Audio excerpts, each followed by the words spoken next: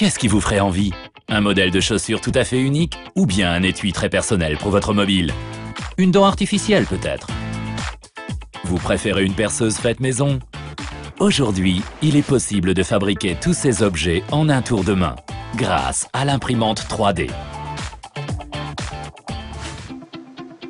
C'est lui, le père de cette technique miracle, l'Américain Chuck Hull. Il y a déjà 30 ans qu'il a développé le premier procédé qui aujourd'hui pourrait conduire à une révolution dans notre industrie.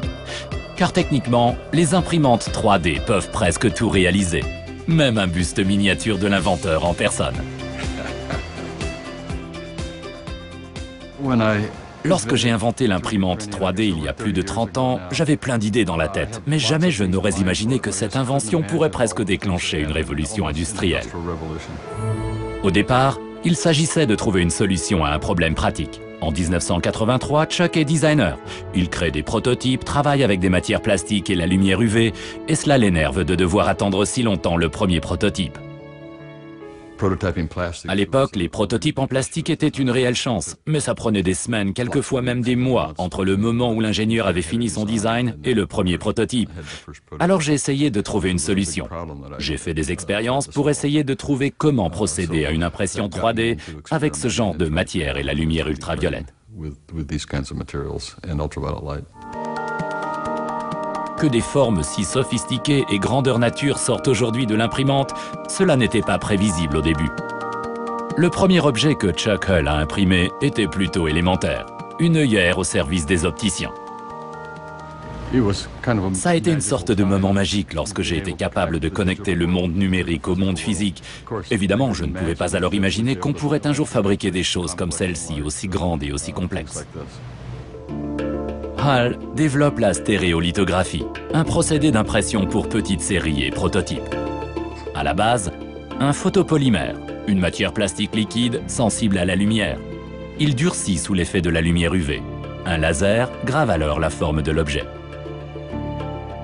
Une fois que la première couche a durci, la pièce à travailler est abaissée. Une nouvelle couche de résine est alors appliquée et le laser durcit la prochaine couche. Couche par couche, un objet tridimensionnel prend forme. Selon la grandeur de l'objet, il est composé de plusieurs milliers de couches. L'avantage, une résolution parfaite et une précision extrême des détails.